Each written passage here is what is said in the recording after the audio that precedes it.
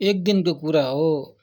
हाम्रो काकीकोमा स्वस्थनीको पूजाको दिनमा जागराम थियो।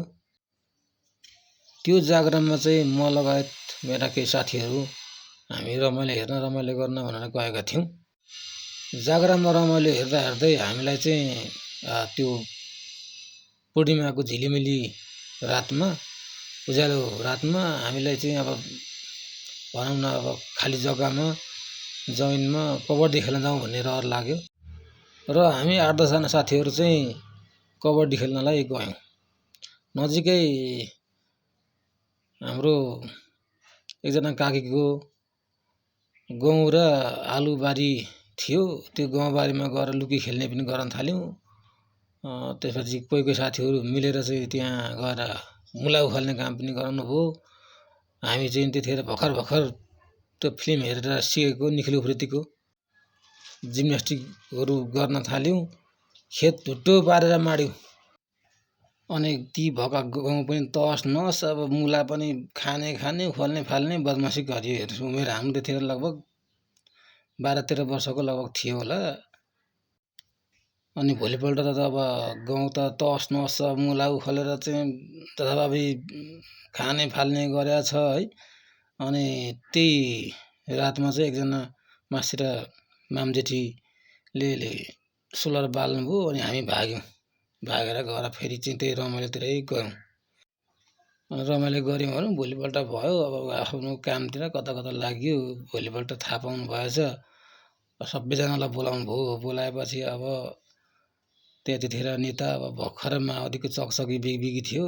अब माओवादी समर्थक नेताहरूले हामीलाई कुटुम मारमुटाइ गरेर सिजमा पानी लाउने भनेर अब जरिवाना तिराउने भनेर छुलुलु मुताउनु हो।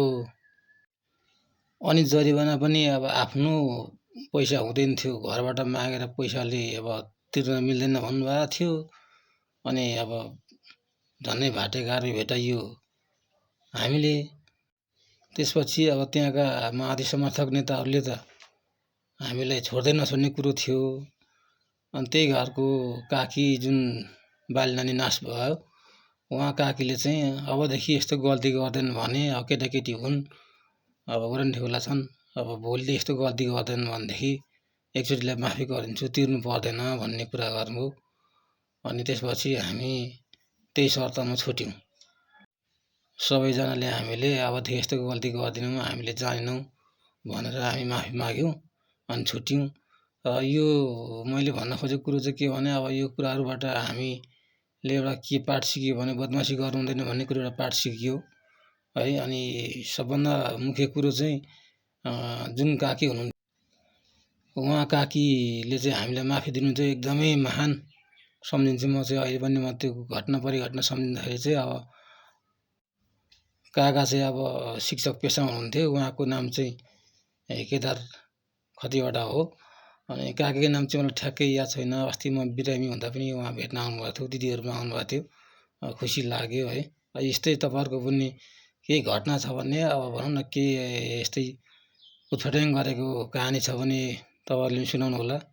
हाम्रो यो कहानी कस्तो लाग्यो। अब मैले साथीहरूको नाम चाहिँ मेन्सन गरिनँ होइन, किनभने यसले अब हाम्रो पनि बेइज्जत गर्यो भन्नु होला। अब मलाई चाहिँ आफूले गरेको गल्ती कमजोरीलाई सुधार्ने मौका पाइयो भन्ने मेरो चाहिँ बुझाइ छ। त्यसैले गर्दाखेरि मैले चाहिँ यो भिडियो राखेर पोस्ट गरेँ है। कस्तो लाग्यो तपाईँहरूले कमेन्ट गर्नु होला है त। धन्यवाद।